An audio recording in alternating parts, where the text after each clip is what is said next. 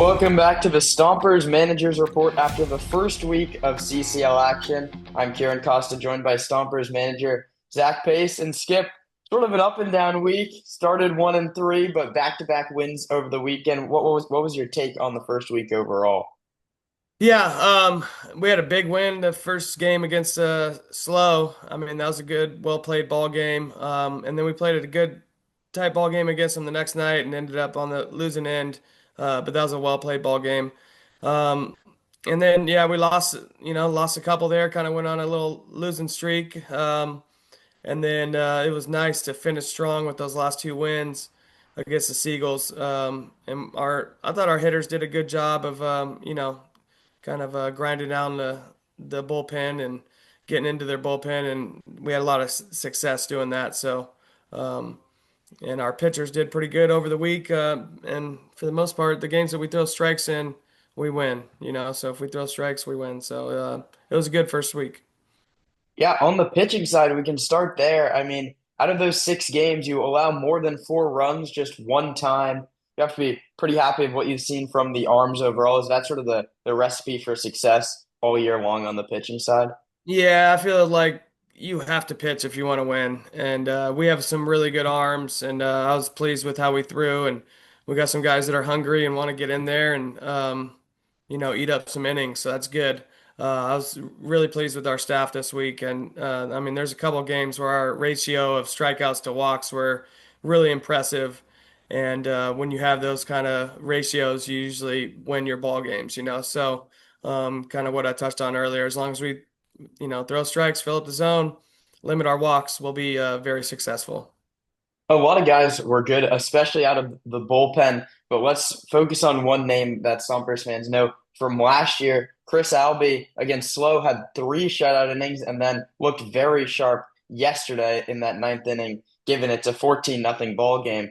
But his stuff looked maybe the best that I've seen it in the past 2 years. What have you seen from him? And especially, he didn't really play his college season. He's come out looking very good in league action.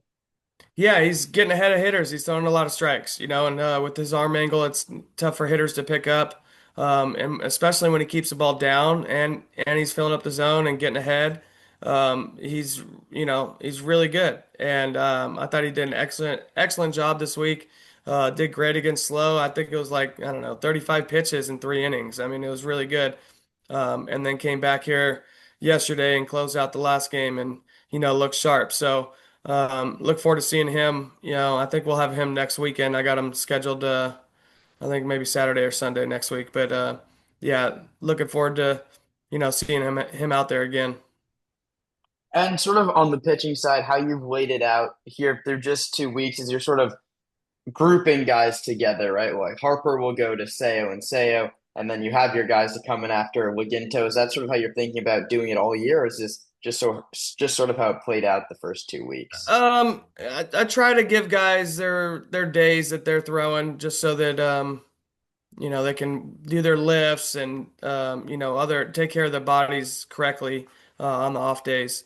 So it does help them out when I'm able to do that. Of course, I'm not going to be 100% because baseball is crazy sometimes and you never know what's going to happen. So yeah, I'm just I like our groups I got going together, and then kind of get like three a day, and then get some others that might be hot that day also. There's always a couple extras, and then I'll have guys maybe go the following day if they were hot, one day they're gonna go the following day if they didn't throw. Before we move to the offensive side, we've seen just a couple odd baseball plays the last 2 days, both Saturday and Sunday. We see a runner's interference double play. Could you sort of just explain what did the umpires tell you when they had that meeting? They changed that call. We Yeah, know that we're going sort of in the CCL. We're trying to go closer to NCAA rules, but that's not a play you see a lot, and especially to see it twice in what was a 9 inning stretch.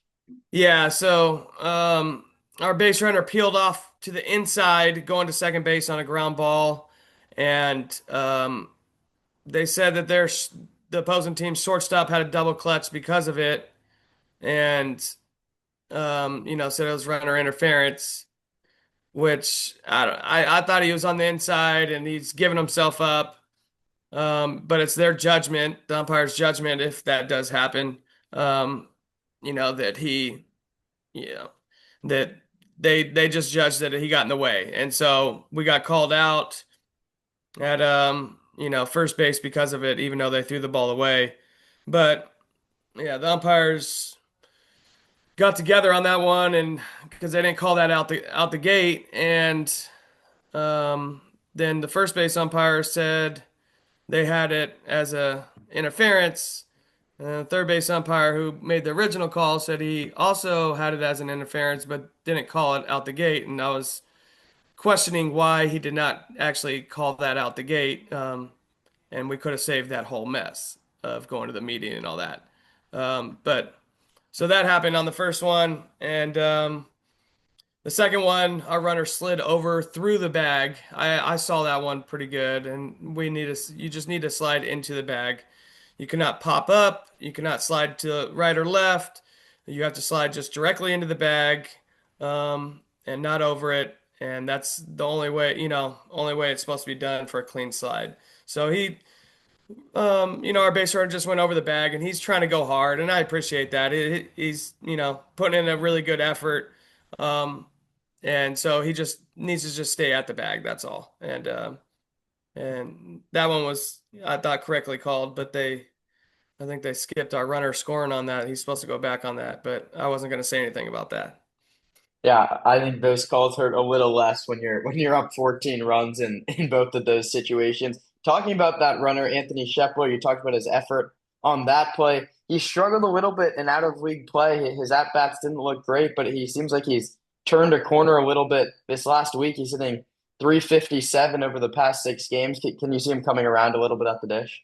Yeah, I mean, him and a lot of guys, they haven't had enough at bats, and they just need to get those at bats under them. They need to fail a little bit. I mean, that's part of the game. Sometimes you have to just go through that failure to be able to be successful. So he's been swinging at good pitches, taking good at bats, and I hope to see a lot more out of that. And it's been fun to watch. Talking about a guy that did get a lot of at-bats in his college season and picked up right where he left off, Colton Boardman. He's bounced around in the lineup, but he's found himself in the leadoff spot the last 2 days. He's the only player on the team and really one of the only players in the league with an OPS over 1,000 after this first week. What have you seen out of his approach? I mean, they love him. I mean, he's great. He works hard every day, brings that effort, that attitude every single day, ready to go. He wants to get better. Great team guy, great teammate. Just kind of the ball player you want to have. And so I love having him at the top of the lineup, kind of setting the table for everybody and setting the tone, for the day. And I think that's kind of helped us out, especially these last 2 days. Yeah, and we talked about setting the tone after the 9-0 loss on Friday, Saturday after batting practice against the Seagulls on the road. You brought the team together, and we heard that some players spoke, some coaches spoke. You sort of took a back seat. Is the players leading and getting the team fired up something you expect to see the rest of the season? Yeah, it was, Coach Mayo's idea to bring everybody together and, get the hitters together and kind of hear their thoughts. And, if they kind of express their thoughts, they're going to hold themselves accountable more to what they say, compared to what I might say or what Coach Mayo would say, So, yeah, I thought it was really good. The guys had a lot of good things to say. I didn't say anything. Paul was just kind of heading that and asking the guys good questions, and they were answering them. And yeah, and I was pleased with our answers, and we kind of backed it up what we wanted to do. What those last 2 days, we kind of brought it up, and players backed up what they were talking about, which is good. And then last one for you. You've mentioned it a couple of times. Coach Mayo led that meeting. You talked about Colton Bourneman being out there early every day. I mean, Dave Hoke's at the ballpark at 1 o'clock, hitting ground balls to anyone that shows up, throwing batting practice. I know you have been a little busier this start to the season. We're going to see you at BP more coming forward, but how have those two and really the rest of your coaching staff really helped you along these first few It's been weeks? tremendous because it's been a little different for me, not being here for batting practice these first week or so. Yeah, Dave Hoke's been tremendous. I mean, every day just ready to work with these guys, get them better, and he's a great infield coach for these guys. And I know a lot of our guys are taking advantage of it.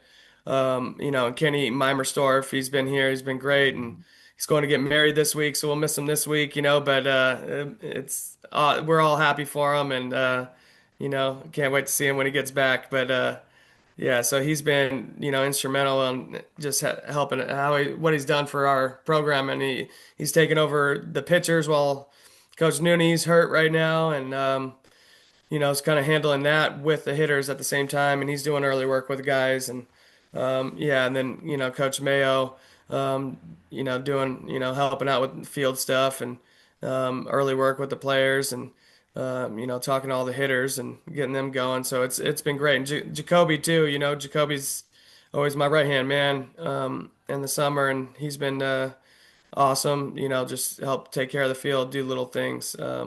Just to help everything run. So I definitely couldn't do it without them. I mean, it's a lot of work, and I really appreciate my whole staff, and they're amazing as our interns and our whole organization. Just the Stomper family is great, and I just look forward to every day going out there and saying hi to everybody and seeing everybody. Wrapping up shop here on the manager's report. Last one for you, coach. More from a fan perspective. The CCL season's not that long, so you're forced to look at the standings a little early. You see a three-game skid that we didn't really see all of last year. Was there ever any sort of panic in that dugout or with your coaching staff? No, no. I mean, I just keep telling the guys we're going to be right where we want to be at the end of the year. We're all good players here at the with the Stompers, and we're going to compete, and we're going to be a good ball club. And baseball has its ups and downs, but it's just about trying to be even keeled and just ready to put your hard hat on every day and get better. That's the bottom line. We want to just show up with a good attitude and good effort, and do our best that day. And we're gonna lose some, but hopefully we're going to win a lot more. And that's just baseball. And yeah, I just look forward to competing with these guys. Stompers have Tuesday off before they take on the Alameda Merchants for the second time, this time at College of Alameda at 6 o'clock. Thanks for taking the time, coach. Of course. Thanks, Karen.